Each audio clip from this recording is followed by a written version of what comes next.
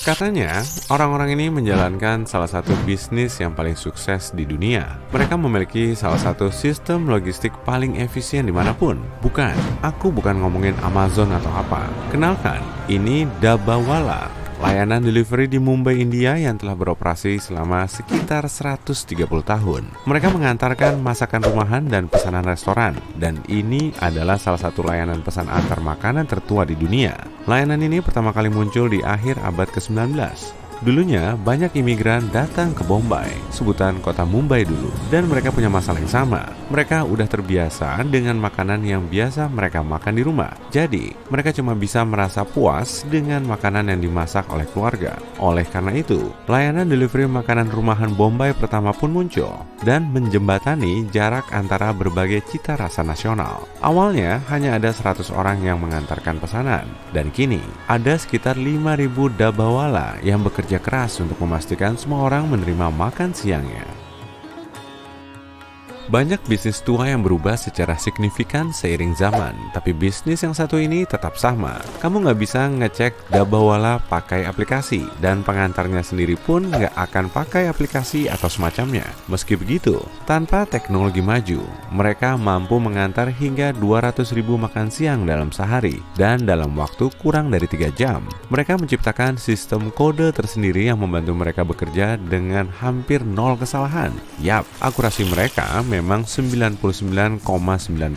Luar biasa ya, layanan modern aja kalah. Kamu pasti pernah dapat orderan yang salah paling nggak sekali kan? Kunci kesuksesan mereka ada di sistem kode yang mereka gunakan. Sebuah kode unik dibuat dengan kombinasi huruf dan angka dan diberi warna juga untuk membedakannya. Dabawala mengklaim kalau kode ini didesain sempurna dan tidak ada ruang untuk kesalahan. Mereka nggak pamer kok. Dalam 1 juta transaksi, cuma ada kurang dari 4 kesalahan. Kode-kode yang berguna ini ditulis di atas daba, yang berarti kotak. Kata Dabawala sendiri berarti orang yang membawa kotak.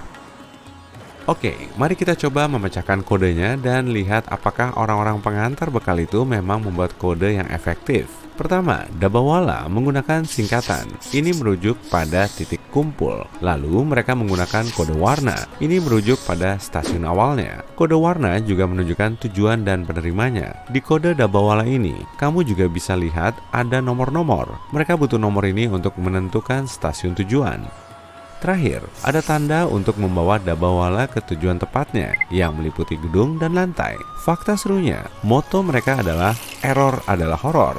Mungkin rimanya kurang pas, tapi ini menunjukkan filosofi mereka secara tepat. Sampai baru-baru ini, Dabawala cuma mengandalkan berita dari mulut ke mulut. Tapi sekarang mereka mulai pakai teknologi. Dabawala masuk internet. Jadi, misal ada pekerja kantoran yang meminta orang rumahnya memasak makan siang. Nah, lalu dia mendaftar layanan Dabawala melalui email atau SMS.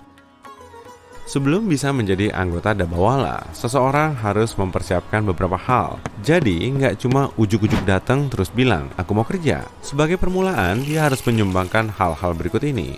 2 sepeda, peti kayu untuk wadah rantang atau kotak bekal. Dia juga harus punya seragam yang disebut piyama kurta dan topi putih sebagai bagian dari seragam itu. Hari kerja Dabawala dimulai pukul 9 pagi, kadang bisa lebih pagi atau lebih siang. Mereka akan datang ke suatu permukiman dan mengumpulkan wadah berisi bekal orang-orang. Kemudian mereka mengantarkannya ke stasiun kereta terdekat dan menyerahkannya ke salah satu rekannya untuk diantarkan lebih lanjut. Terakhir, Dabawala mengembalikan kotak-kotak bekal itu ke klien-kliennya. Jadi, layanan ini ramah lingkungan juga karena mereka nggak menggunakan kotak bekal sekali pakai. Mereka nggak pernah pakai mobil untuk transportasi dan mengantarkan makan siang. Mumbai itu padat banget dan Dabawala nggak mau terjebak macet. Makanya mereka memilih pakai sepeda, kereta, bahkan kepala sendiri. Mereka juga nggak pakai navigator atau Google Maps. Dan mereka pun nggak pakai kereta metro untuk memasok rantai bisnisnya. Masalahnya, kadang Dabawala harus mengantar ratusan bekal dan nggak ada ruang di kereta metro untuk itu. Untuk mengantarkan sebanyak-banyaknya bekal dalam sekali jalan, mereka menaruhnya di nampan besar dan membawanya dengan kepala. Berat bekal di nampan itu mungkin bisa sampai 70-an kilo. Itu setara dengan berat rata-rata orang dewasa. Oh ya, ada loh Dabawala yang pernah masuk rekor dunia Guinness, namanya Prakas. Dan di tahun 2011, dia mampu membawa 3 nampan besar yang penuh rantang di kepalanya. Nggak ada kota lain di dunia yang punya sistem seperti ini. Para dabawala mengaku mereka kadang memang capek, tapi mereka selalu memulai lagi esok hari dengan semangat yang sama. Dulunya cuma laki-laki yang bekerja sebagai dabawala, tapi keadaan berubah di tahun 2013 saat dabawala perempuan pertama muncul. Layanan ini beroperasi 6 hari dalam seminggu, nggak termasuk libur nasional. Mereka tetap bekerja bagaimanapun cuacanya. Jadi meski cuaca lagi berubah-ubah atau bahkan panas terik yang menjadi hal biasa di Mumbai, orang-orang super ini tetap aja bekerja. Pada Juli 2005, terjadi banjir di Mumbai akibat hujan lebat. Setelah 12 jam hujan, Mumbai terendam banjir setinggi kira-kira 65 cm. Segala sesuatunya berhenti saat itu, dan gak lama, air pun naik sampai pinggang orang dewasa. Di hari pertama banjir, dabawala juga terlantar, sama kayak orang-orang lain. Tapi di hari kedua, para dabawala sudah mulai bekerja sebelum kota itu kembali normal. Yap, mereka benar-benar harus mengarungi banjir.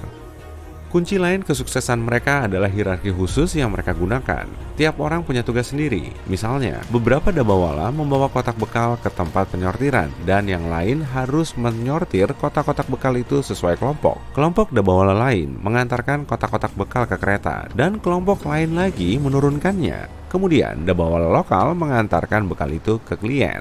Para dabawala digaji per bulan, dan pendapatan total per unit dibagi merata.